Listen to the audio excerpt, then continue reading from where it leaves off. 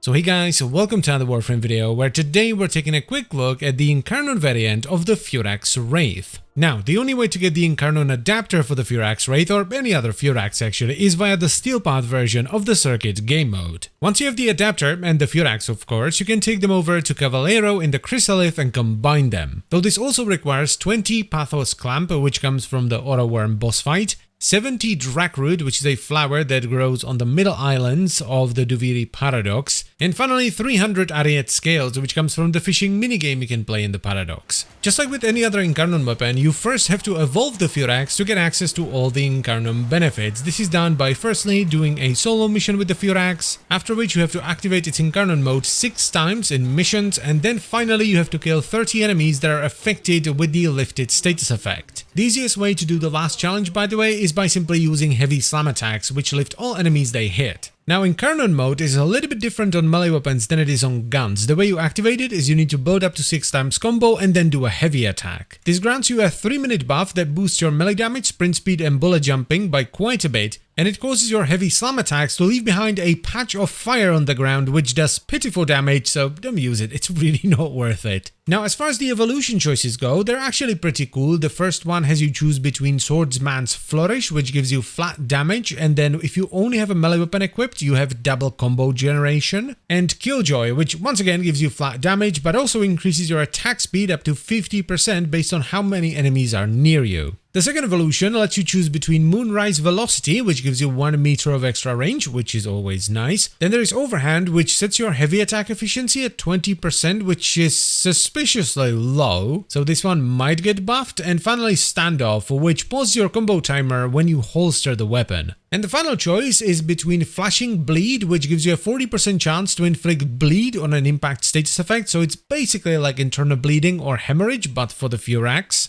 Kinetic Killer, which is kind of funky because it gives you a ton of crit damage for slide attacks, and Absolute Dominion, which increases the weapon's base status chance. I personally went for Killjoy for the extra flat damage and attack speed, though be careful with this one because if you get too much attack speed with a melee weapon, it can break the combos. Then Moonrise Velocity for the 1 meter of range, which is excellent on the Furax since the base range on it is 1.25, and Flashing Bleed for the slash procs. The build I'm using is pretty straightforward. We have Condition Overload for damage, Blood Rush for crit chance, Organ Shatter for crit damage, Weeping Wounds for status, Primed Reach for a ton of range, Berserker Fury for attack speed, and then Unranked Vicious Frost and Virulent Scourge for a tiny bit of vital damage. Now, while there is a bit of a ramp up with this kind of a weapon, because, you have to build up to 6 times combo, then do a heavy attack to activate Incarnon, which dumps all your combo, and then you have to build back up to 12 times again, so that Blood Rush and Weeping Wounds really kick in, it's really not that bad, because the Furax Wraith hits very fast. So you can very easily build a combo up, dump it into activating the Incarnon, and then build it again in just a few seconds. And the results are pretty spectacular because, the Furax Wraith was already an absolute crit machine before,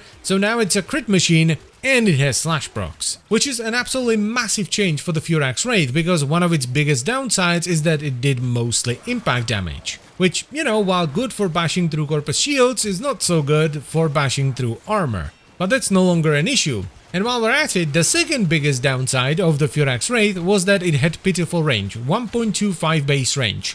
And you can fix that as well by adding an extra meter, which brings it to be somewhat average at 2.25. Honestly, I don't think I would prioritize the Incarnon adapter for the Furax unless you really like the Furax, in which case go ham. But I would also not ignore it because it turns the Furax, especially the Furax Wraith, into a pretty spicy melee weapon. So I think I would actually just recommend going by feel on this one. Pick up the Furax Wraith and try it out. If you like it, like really like it, get the adapter because it makes the Furax Wraith into a much better weapon. But if you try the Furax Wraith and you're like, well, this is, I guess kind of cool, then you can probably skip it for a while. All in all though, the Incarnon adapter is an absolutely massive upgrade for the Furax Wraith, so again, if you like the Furax Wraith, I would highly recommend you get the adapter. And that's pretty much it for the video, so I thank you very much for watching. As always guys, I hope you've enjoyed the video and found it helpful, and I'll see you next time. Bye bye.